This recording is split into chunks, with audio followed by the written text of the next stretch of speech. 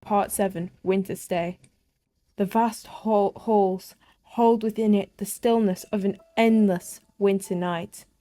Oh wow, there's a hand behind him. I like the Ice King art, but there's a hand behind you. King Norwin sits at the far end on the white throne. The crown of thorns presses onto his pale golden hair, his brows carved with frost like a silent snow peak. Priestess Izor stands by his side, a shadow beneath the veil. Behind a veil, her snow-coloured eyes carry a faint smile. I'm suspicious of Priestess Izor, who's got like hiding her face, you know. They are not surprised by Nikki's visit. Norwin, the god of glory's power is consuming North Kingdom. You can't keep the people behind walls forever.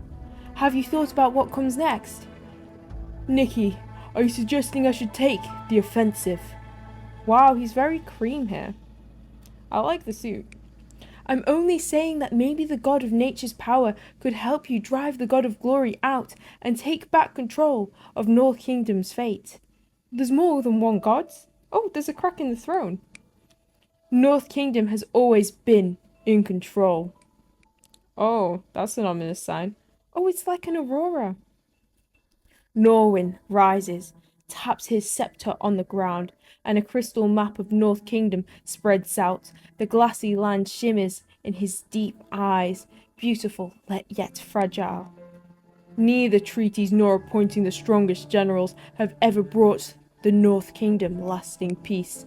You're right, the power running through me now can keep all North Kingdom in line, maybe even rival the God of Glory.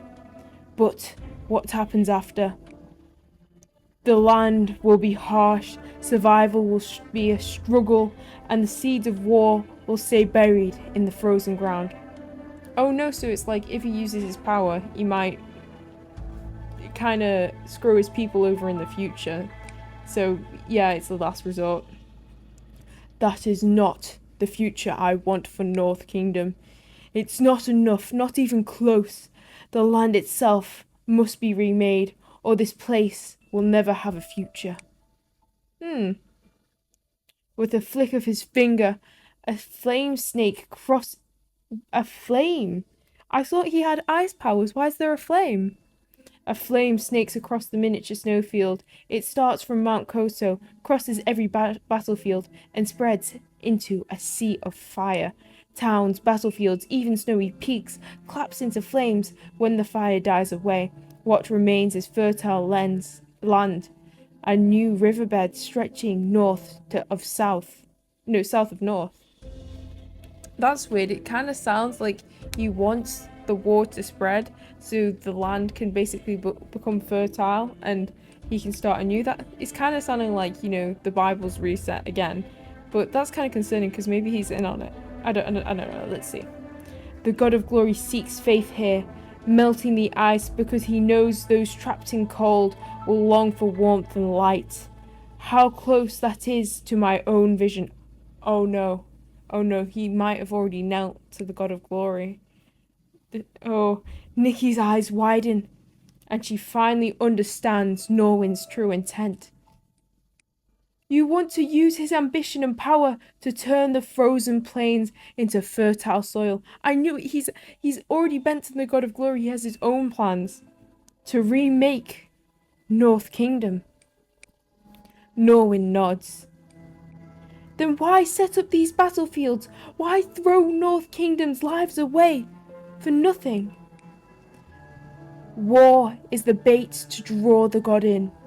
And when a new world is born, it's fragile like a sprout.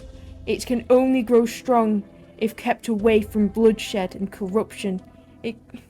I don't like this. It kind of sounds like he's using his people's lives to make his own ideas. The implication in Norwin's words makes Nikki shiver. The King of North Kingdom waves a careful web, using the God of Glory's apocalyptic force to power his vision, erasing enemies and warmongers alike.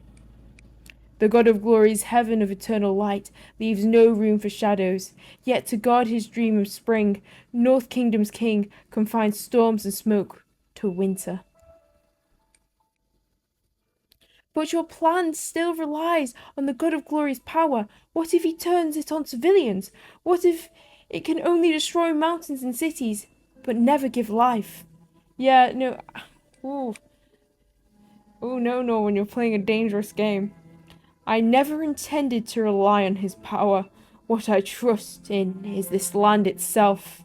It has its own will to create warmth. It gives rise to peace. Ooh, she looks kind of evil. But I love the owl mask. I've seen her before. North Kingdom was not born of war. When the god was still as ocean, the northern gods froze the water into ice. Izzo's voice is soft, like a lullaby. The last Tardan born of human and moss gently recounts the wondrous origin of life on the snowy plains. Wow, this is some lore. Ice gathered, sealing cracks and shielding against the sea's corrosion. Joined bit by bit, the frozen land became a home, a miracle only the hardiest life could forge. Ooh, Margaret, that's from the time corridor. Margaret learned this through her bond with the snow plains, but by then, human greed and conflict had already deepened the nature god's corruption. So she fed the glory faith to the nature god, preserving the hidden power of revival. Glory was only fuel to wake that will, never master of North Kingdom's faith. Oh, so they're trying to use him for their own gain. When you purged the god's corrupted side, the covenant of blood was renewed, and destiny itself began to turn. Glory will set the ground for the king's dream, and he will use that awakened power to forge the rebirth of Northern Kingdom that it has been awaited for 1,000 years. Ooh. All this is so culty, bro. Poor Nikki. She's in the middle of it all. But what happens when this power of revival awakens? Won't there be an even heavier price to pay? To turn half of the Northern Kingdom into fertile land, the other half will inevitably become a frozen wasteland unfit for life. He purposely caused the flood. That's why he evacuated the civilians. He did it on purpose. That's why he didn't freeze the tide. So he could have done that. It's just he didn't want to. He's sacrificing the other half of his land. Oh my god. Oh, so deep. Inside the walls, life will soon suffocate. Beyond them, everything is already drowning under greater floods. Nikki, I need your help. I'm not helping you. Sorry. If anyone can cross the deadly flood and lead our people to the new southern lands where spring will bloom, it's you. No, this is far too extreme. There are too many unknowns. What will happen to you? What about your people? One wrong step and the whole continent could be gone. Yeah, he's taking too big of a risk. This land and I are one. No one feels its will the way I do. Right now, saving Northern Kingdom falls to me alone.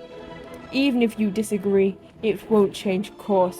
And Nikki, unless you have a better plan in hand, you know mine is the only one left. Norwin, you're too stubborn. You asked for our help, but you shut us out. Nikki could walk away. She doesn't have to carry Mirrorland on her back. Yeah, you're putting this all on Nikki. I feel so bad for her. I know, but even if it ends in failure, I won't stop. This is the path I have chosen. The only way I see to save my people. To do this, you're actually killing and hurting your people more than necessary. His face and voice stay calm, yet he doesn't yield in the slightest. Akihiro looks back, noticing Nikki has gone quiet, and speaks in a softer tone. Sorry, Nikki, I shouldn't have said that. I know you'd never turn your back on Mirrorland. Your road's hard. Maybe harder than any of us realize. Even if we can't see a way to save Mirrorland yet, I believe you'll find a way. Don't let him shake you. The warmth of Akihira's hand calms Nikki. Oh, we're holding hands again! Sorry. Easing the storm of thoughts in her head. It's fine, Akihira. I had a lot running through my mind. She suddenly understands why. Even with her strength and her unshaken belief in saving the world, she still feels so small in the face of the apocalypse. Norwin's plan is clear and absolute. He's weighed every cost, every risk, and he'll see it through, no matter what. But she wants to save too many. Her arms stretch wide. She can't catch every soul sinking into the dark.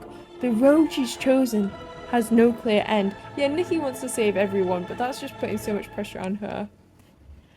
I admit, for now, Norwin's plan gives North Kingdom the best chance to survive this crisis. I know what must be done now, but I won't give up searching for my own way forward. Nikki looks at the North Kingdom straight in the eye. Nikki looks at the King of North Kingdom straight in the eye and bows deeply. With respect. King Norwin Blake, I will follow your command and help guide the people of the South to weather this crisis. Thank you, my friend. Oh, this is so sad because it's like conflict resolution. Norwin's expression finally relaxes slightly. For a fleeting moment, he looks like the gentle, melancholic son of Blake again, able to shed his burdens with friends' promises and show a rare, honest smile. One last request. Please entrust Bailey to my mother.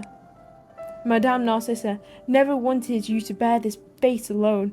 Don't make her and Bailey wait too long for your return. The white fox lies in Nikki's arms, glancing back at the throne and whimpering softly. Oh, he gave us a pet! Oh, unwilling to part with its master. And he's going to give it to his mum and, I think, Narcissa. The last trace of softness and warmth leaves the king of the Northern Kingdom. May North Kingdom see peace and spring again. Farewell, Norwin. Isa bows deeply to the girl, maintaining the gesture until she and her companions vanish from the frozen hall. The royal priestess ascends the throne steps, cradling Norwin's face. Her colourless tears briefly reflect a flicker of crimson light. My dear king, I will remain with you in this deep winter.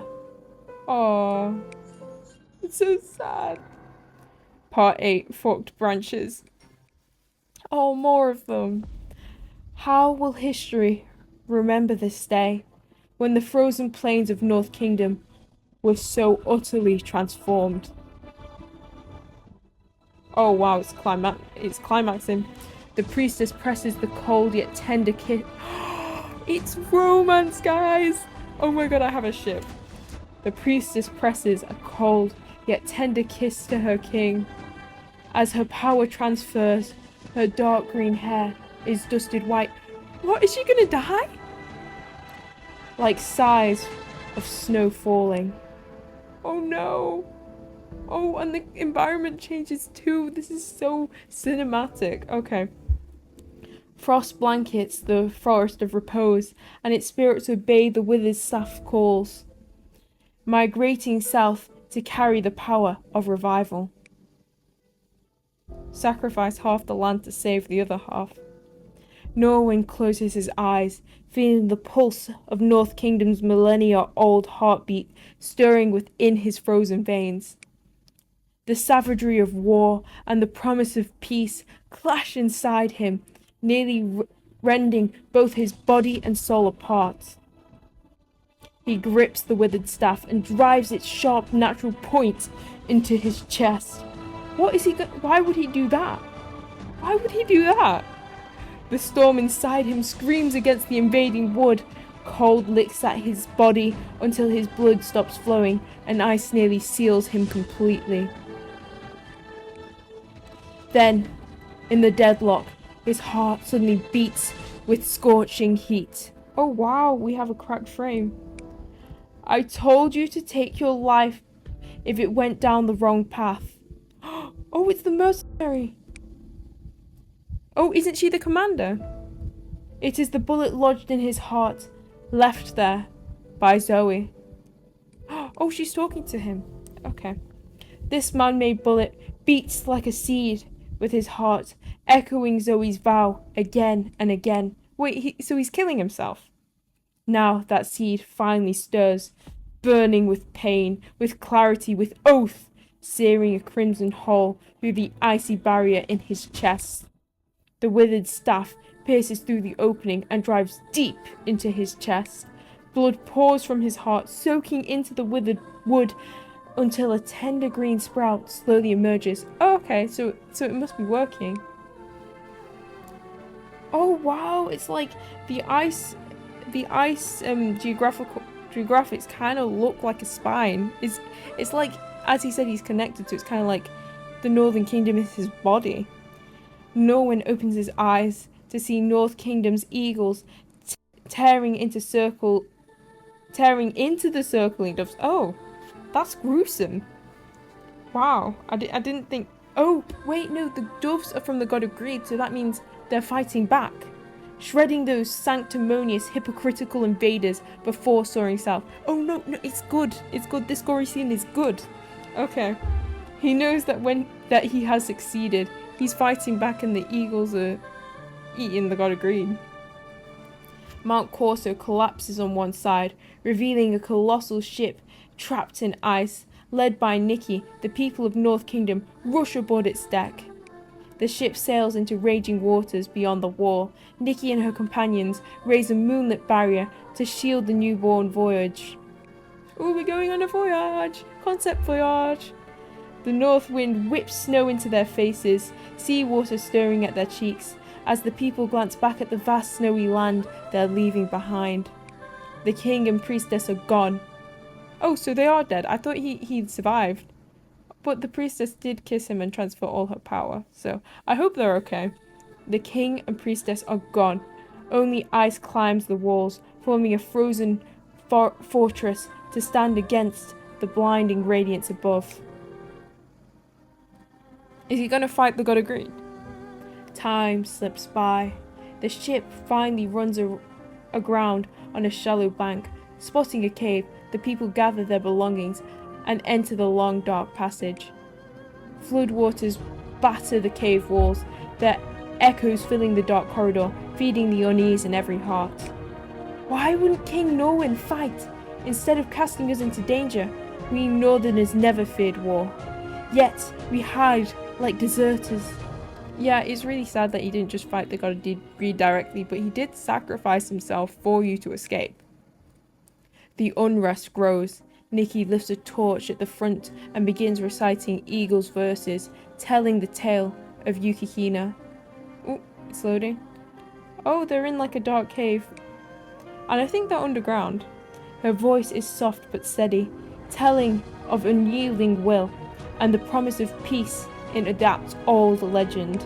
The people recall childhood heroes and see clear streams, sunlight through birch branches, and snow blue irises in bloom. Northlanders never fear battle. Forward, the future of our land is ahead. I didn't know it was your land too, Nikki. Yeah, but I get that. Like they're gonna go for a better land ahead.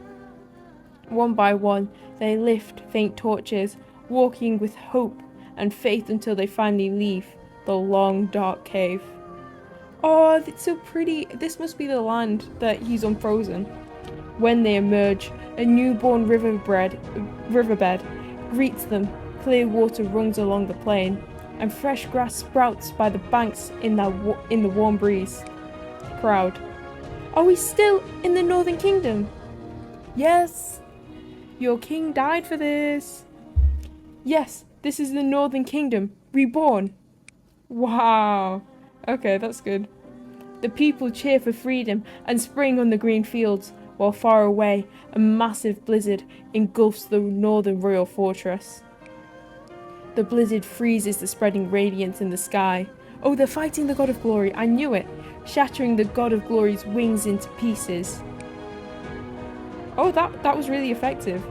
The Northern Kingdom Alliance, led by Levin, joins with Nikki's people here. The young leader follows his king's orders, settling in the warm, livable southern land. King Norwin remains at the white throne of North, holding the balance between conflict and peace. Wow. Oh, let's see this. We have an activity. Oh, I need to line up the constellation again. Here we go. Oh, it's a swan. I think that's for the Northern Kingdom. Oh, the background changed. Now we have like, this kind of looks like Koa Joseph to the side. I love the wings though. It's so ethereal. And there's another statue up at the front. It looks like there's going to be a big battle. Okay. 9. Crimson Moon. Crimson and pale light intertwine, forming a seemingly full moon that casts an eerie glow across the land. In the plaza of the royal city of Nene. Oh, we changed location, so we just saved the north, now it's Nene. The gathered crowds face each other, divided like the fractured moonlight above. Execute the queen! Let the true glory save Nene! The followers of glory point at Lilith on the throne, shouting for the death of the queen who led them astray. Oh no, Lilith's in danger! Oh dear. And it's got like a blood moon, it's very creepy here. Her defenders shout back even louder, cursing the apocalyptic glory that defiled their pure fairy tale kingdom. The clash of ideologies turns into frenzied screams and the ring of weapons echoing through the uneasy night. Oh no, they have a civil war. Nikki, help them. Little Snake. Oh, it's Little Snake. What a beautiful night for conflict. In the palace, a husky yet alluring voice drifts out as a white snake peeks from Lilith's wrist.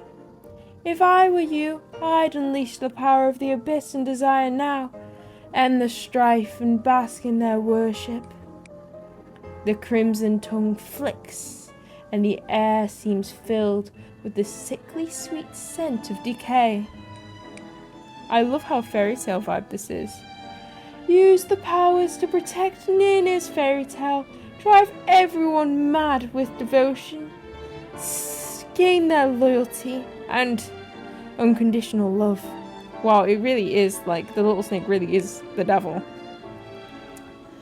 Lilith raises her hand, slender fingers pressing down on the snake before wrapping around its cold body. Oh, she's so cute. Still lost in the hollow carnival of desire, the love I seek has changed, and besides... A knock interrupts. Findel hurries in, carrying stacks of reports.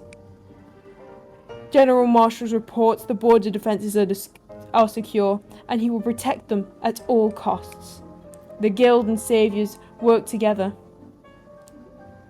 Is Saviour... I wonder if that's a separate organisation. Training stylists in self-defence against the corruption of the apocalypse disease. Oh my god, it's a disease, so it is really infectious. Like, it's like a infectious plague. Oh my god. When he finishes, Findel doesn't immediately leave. He looks up at Lilith with worry in his eyes. Your Majesty, the unrest among the people will soon settle down. I hope those voices don't trouble you too much. Oh, like the snake. The snake, yeah, the evil snake in her ear. The little devil in her ear.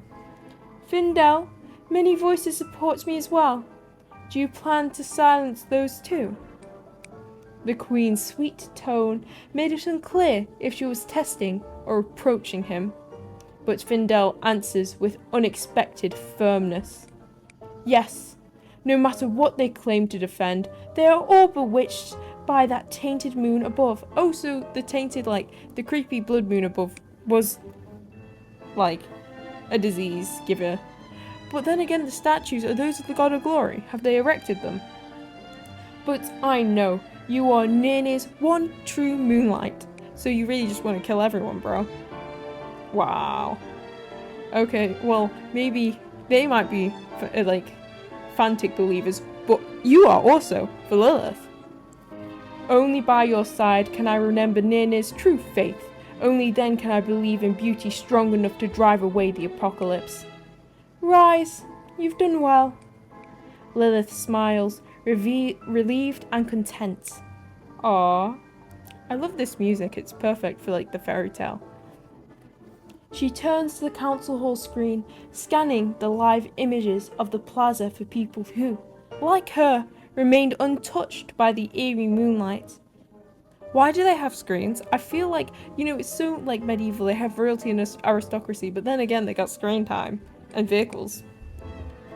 She sees Ashley, a thin grey figure, singing towards the palace, trying to ruse the clashing crowds. What does that mean? She also spots the pink-haired girl and her companions, power flaring from their clasped hands, shining in deep resonance with Nene. Okay, so she's looking for people who are normal, yeah. Under the dual... It's all the normal people are just not NPCs. All the NPCs infected. Under the dual-coloured moon, the world is cast in an uneasy filter. It is very uneasy, this vibe. But fortunately, Nene still runs as she intended. The white snake sways lazily, its flicking tongue dripping with mocking laughter. Report all done. Seen everything you needed. Must you check every detail before daring to use the power you hold? Queen of Nene, how have you grown even more timid than before? Lilith runs her fingertips over the cold scales, tilts her head and smiles faintly. But the love I seek must be shared with many. I won't risk all of Nene for it. She looks over those faces, familiar and strange, her voice tilting. The fairest rose now longs not only for her own beauty, but for her garden to flourish. So, such grand love, the kind that proves I exist, cannot be won by me alone. Only my kingdom can give me that love. Only entwined destinies can bring forth the love I crave. The Queen of Nene and her kingdom, like you and me, are already bound as one. Wow. Ooh, part 10, Doom Beauty. I think I can fit this in. Fear not the darkness, for moonlight keeps watch at your side. The night wind will bring peaceful sleep. Darkness forgives those who believe in the moon. Oh, that's such a good saying. Darkness forgives those who believe in the moon. Ashley leads prayer hall children in singing Nene's nursery rhymes, their pure voices softer and more flawless than dove feathers. This lullaby once calmed souls during the long nights 1,000 years ago. Wow, everything goes back to 1,000 years ago. And now it gently eases the crowd's unrest. Cersei moves along the defense team of stylists. Since repairing the border shield, her magic has grown, further reinforcing the barrier. Lawley squeezes Nikki's hand. Though visibly tired, she still carries her usual grace and composure. Oh, I know her, she's so pretty. The Guild Stylist Gathering has long trained ordinary people in styling power, and now their mental resilience is stronger. Nikki, with you and Akihiro Reader here, I'm sure our combined strength can resist the glory invasion. Like the parasite. It's like the zombie virus actually, it's more like the zombie virus. I'm touched. Since the God of Glory descended, we've never had such good odds in a fight. Nene is well prepared. We're here to help. A massive glowing barrier spreads across the plaza, and at that moment, Queen Lilith's voice rings out. People of Nene, my beloved subjects, stop fighting and hear me now. Lilith has no attendants or guards at her side. She walks alone into the plaza, placing herself between the two hostile groups. Radiance and moonlight pass over two angel statues, casting tangled shadows on Lilith. Oh, it's so mysterious. I love this vibe. Making her look both angelic and demonic, like the real Lilith. For a moment, The crowd falls silent, staring in awe at her breathtaking presence.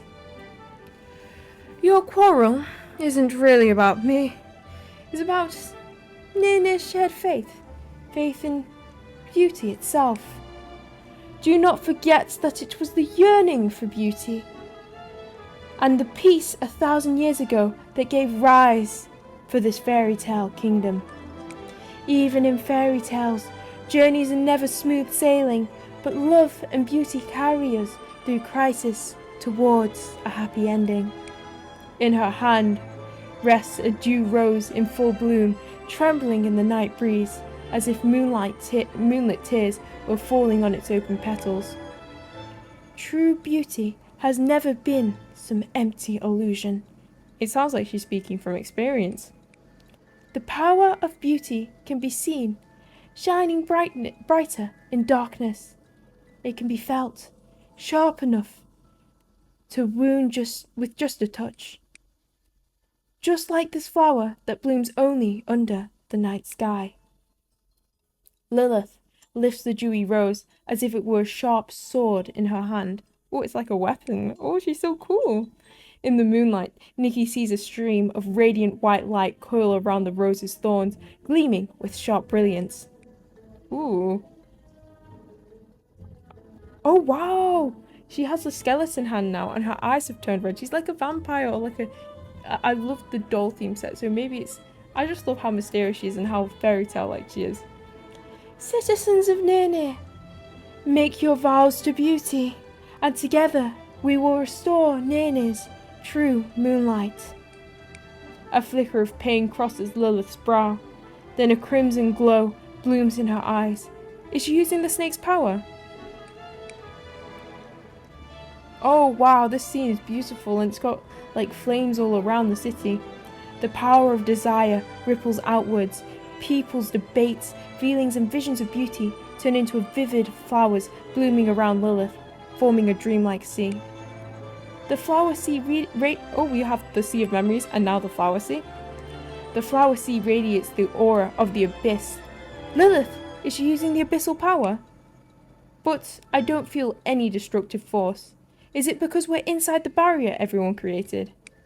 Yes, it's because everyone's love is here, that the Garden of Desire stays so calm.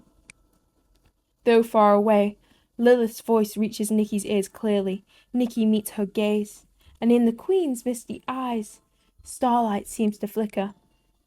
Keep this secret for me. For now, we face the same enemy. Ooh, she's so mysterious. Crimson mist flows through the white barrier. Desire and beauty resonate, turning into a gentle night's breeze that slowly wipes away the eerie moonlight. Oh, she fixed like the weird infection zombie plague that the god of greed gave everyone. As the moonlight grows brighter, golden feathers fall from the radiant wings. Oh, they killed their wing as well. I think there's 4 nations, and I think we're going to take down all the wings in each nation and then fight the god of greed. That's what I think is going to happen. Like fireworks announcing the Queen's victory. Oh, she won. By herself, by the way. This shows how goated Lilith is. But suddenly, the brilliant light in the sky changes. Light spreads with surging shadows, merging with the powers Lilith commands. Oh, never mind, it's not that easy. In that instant, Lilith glimpses what hides beneath that radiant illusion. Beneath that dove's white feathers are crimson bat wings. The golden plumes shed their glow, revealing a pitch-black underlayer. Yeah, so it's like something really ominous disguised as holy. How can this be? That power! It is the power she knows, dangerous, unsettling, born from the chaotic darkness of the deep sea. It is the power of the abyss. Oh, that's why it merged. It's the same power she uses. Abyssal tides drown the vines of desire, making every flower wither. Oh no. Oh, okay. I spoke too soon. She's losing, leaving only thorns that whip back against Lilith. Oh no. This is Lilith's domain. It's like Nightmare Moon from My Little Pony getting attacked by her own power, which is the night. Like it's akin to that. Like, stop. Stop hitting her with her own power, please. This is bad. Lilith's power is spiraling out of control. If this continues, she'll be consumed. Why is the abyss energy surging like this? Wasn't she controlling it fine just before? Are we going to figure out that the abyss energy is actually what the god of greed is? No, the sudden surge of abyss energy isn't from Lilith. It's from the god of glory. Oh, they figured it out. There's no time to wait. Styling power dives into Lilith's mind like a single point of pure light, piercing endless darkness. Oh, we're going to help her. Nikki and Akihiro Rita gathered near these people's will, weaving a gentle net of dreams to lift Lilith's sinking mind. The last trace of eerie moonlight fades. Oh, thank God, because I think that was like a final counterattack, and like she was like almost caught up, but at least okay. But we're all good. Lilith is chill. Before the mirage of desires disappears, Nikki catches Lilith as she collapses. Oh no, is she gonna like go comatose? Thankfully, it's only an overextension. With proper rest, she'll recover. The white snake slips from Lilith's hair, muttering almost to itself. Ah, it was worried about her. What rotten luck! She tried to use abyssal power to suppress the god's faith, only to find the energy draws from the same source. But at least we know the source now. Its words remind Nikki of a white demon who once ruled desires with a voice both sweet and arrogant. You're the goddess of desire. Took you long enough to notice. It's been a while. Don't give me that look. I nearly went under with her. Almost didn't make it back. Still, I have to admit, you and those fragile humans actually saved us. Her caution actually worked in our favour. Oh, they're kind of stuck together, I think. I'll give you a little reward on her behalf. Ooh, what are we going to get? Ooh. The white snake opens its ruby red eyes, its slender pupils narrowing. Oh, fuck. Narrowing into thin slits. Curious? Want to know who the so-called God of Glory really is? Yes, please.